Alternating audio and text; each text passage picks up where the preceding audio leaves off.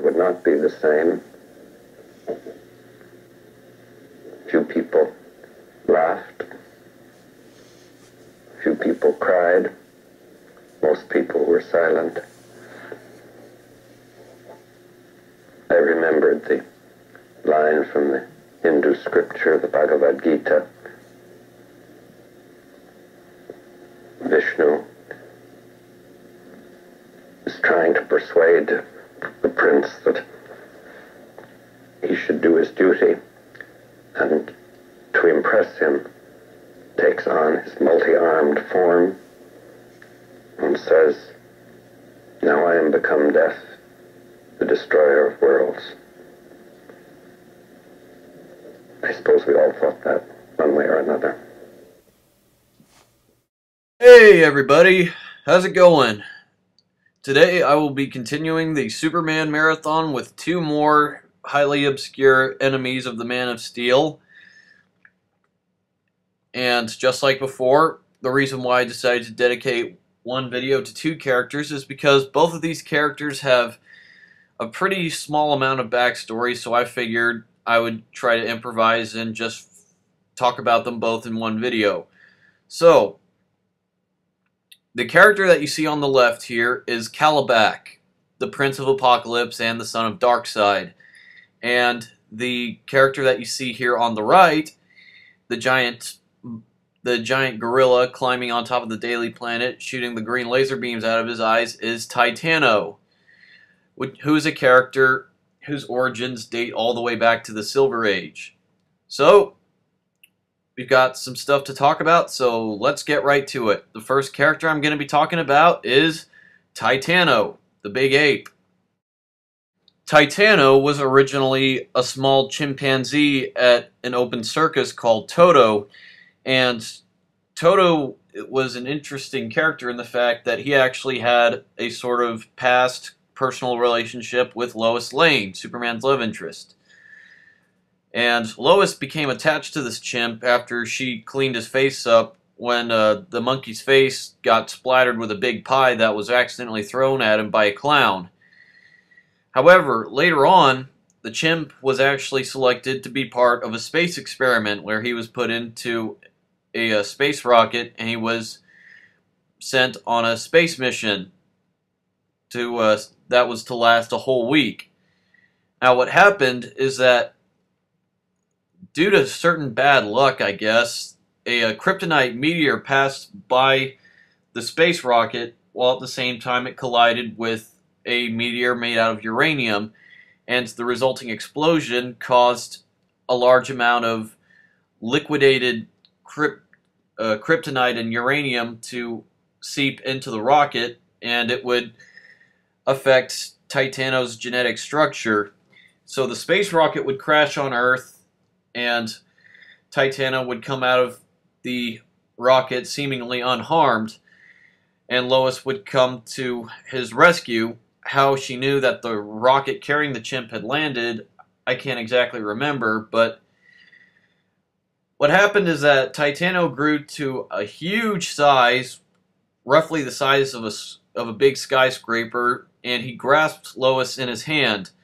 Now when Superman tried to stop the big ape, it blasted him with kryptonite laser beams that shot out of its eyes. And so Superman was pretty much unable to rescue Lois due to the fact that this giant monkey was powered by kryptonite. But in usual Silver Age fashion, Lois was able to trick the big monkey by convincing him to wear a giant pair of lead-lined eyeglasses. Where the eyeglasses came from, I have no idea, but it's the Silver Age, so just roll with it. But Superman was able to defeat Titano and knock him into the time stream where he would end up in the prehistoric times along with the dinosaurs, so Titano was pretty much in an era where he felt comfortable in. And throughout the rest of the Silver Age, we never really saw Titano ever again. The New Earth version of Titano, however, was actually just a regular monkey that was being experimented on by an evil, sick scientist named Dr. Thomas Moyers, who was also responsible for the creation of another villain named Rampage. But basically, Moyers used a whole bunch of chemicals and different experiments, and he would conduct all types of painful research on these animals without any type of anesthesia. And Lois Lane, of course, following in the tradition of her pre-crisis counterpart, would try to exploit Moyers and would grow a deep attachment to the monkey, Titano. However, one day, Titano would actually grow to huge, immense size, and he would go on a big rampage, once again bringing Superman into conflict with him. And unlike the old version of Titano, this Titano didn't actually have the ability to shoot kryptonite lasers out of his eyes, so Superman had a much easier time dealing with him. However, whenever Moyers was finally convinced to try to reverse the process, Titano ended up unfortunately dying. So Lois had to produce a newspaper article about him. But that surely wouldn't be the last of Titano, because there would be another Titano, which would be another monkey that would be experimented on by the Kryptonite Man. And this monkey actually not only grew in size, but could also fire kryptonite lasers out of his eyes, like the old school Titano. But, as you see in this picture here, whereas Superman was unable to defeat him, he was defeated by none other than the superhero identity of Jimmy Olsen, Mr. Action. Yeah. I just love this silly Silver Age stuff, don't you?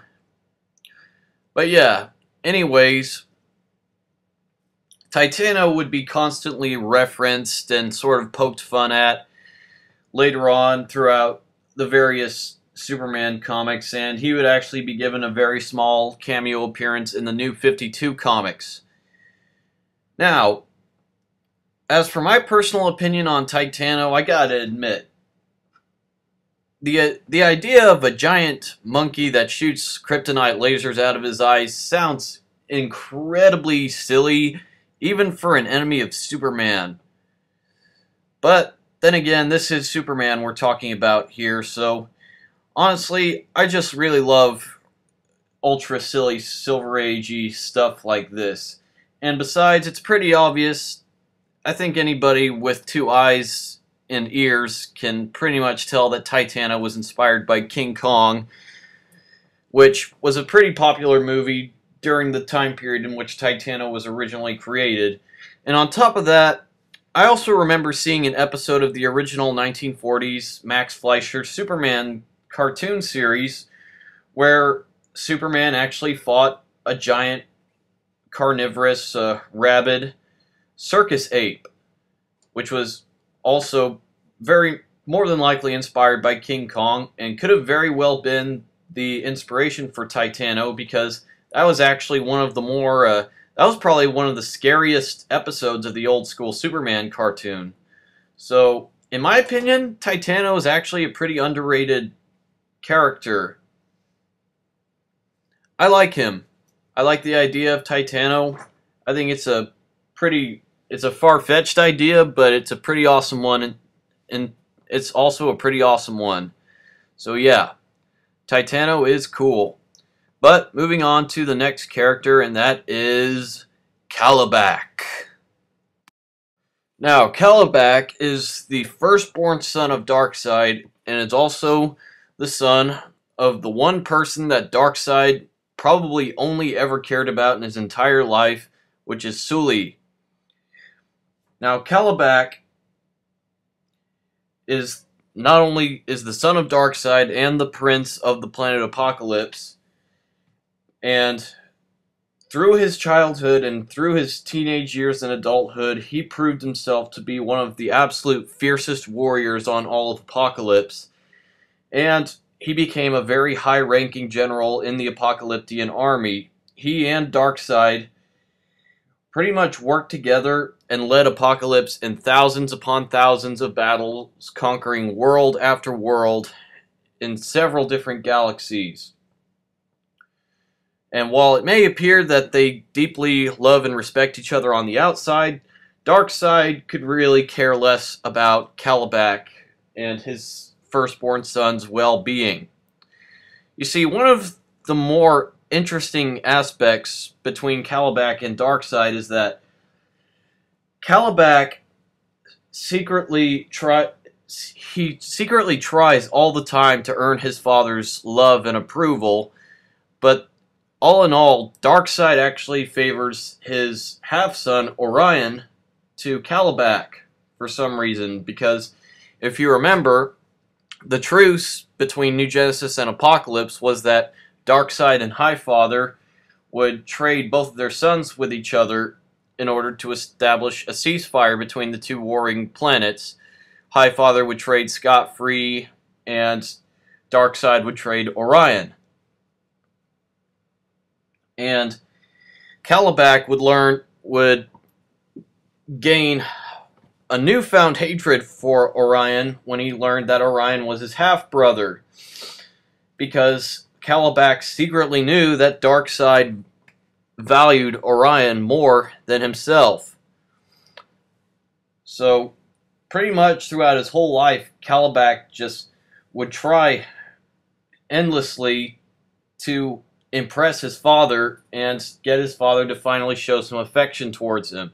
However, even though Darkseid shows complete apathy towards Kalibak, there are some signs of genuine care, because for all the times Darkseid has murdered his own son with his Omega Beams, he always brings him back with his godlike powers, which many people have speculated that the reason why Darkseid does this is because Kalibak is the son of the woman that he, for once, actually genuinely cared about. The one person in Darkseid's life that he actually felt something for. So, in my opinion, there's a bit of lost potential there between Darkseid and his son. I don't exactly feel like that they've really expanded more on that dynamic. And in my opinion, it's what makes Kalibak such an insanely interesting character. And also one thing that definitely makes Darkseid very interesting as well. As far as Kalibak's actual history goes, there's not really a whole lot to talk about.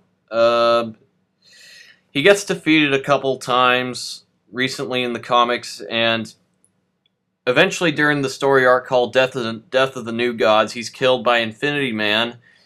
And also, he dies again during Final Crisis, where he and most of the other Apocalyptian characters are resurrected in a new sort of tiger-looking form. But in Bloodhaven, he battles a bunch of superheroes and he fights with Tawny, and he gets killed by Captain Marvel's tiger-like supporting character.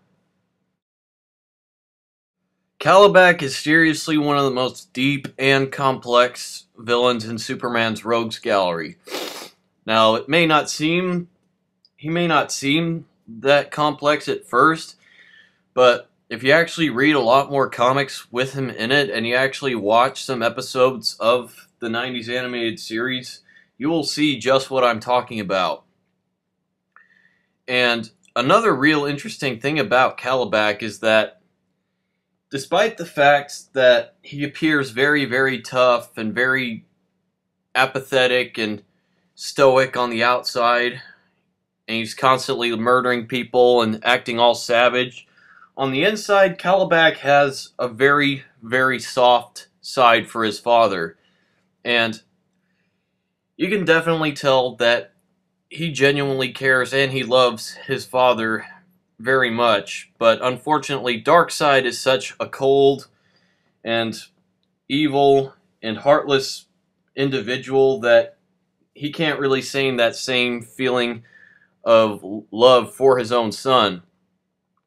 But the fact that Kalibak has to really work hard to suppress his soft feelings since, you know, on Apocalypse, showing any signs of compassion and love like that is very much seen as a sign of weakness and can be punished very severely. That adds numerous amounts of untold dimensions to his character. So Kalibak is definitely, in my opinion, he's not exactly one of the best Superman villains, but he is absolutely one of the most complex. And he's also kind of scary. He's also kind of scary looking too. I never really thought that much of him when I first saw him in the 90s animated series. To me, he just looked like a big hunchback caveman with a really big stick. But it's pretty obvious that if you look at Kalibak, you can just see how big of an imagination that Jack Kirby had when he's able to take villain characters and actually make them sympathetic. He's able to make every single character that Jack Kirby has created, whether they be a hero or a villain, they always have a relatable human element to them. And let nobody ever say that no character at DC is relatable, because as far as bad guys go, Kalibak is one of the most absolutely relatable out there. So, this has been my newest Superman Marathon video. I got a couple big ones coming this way, so everybody stick around.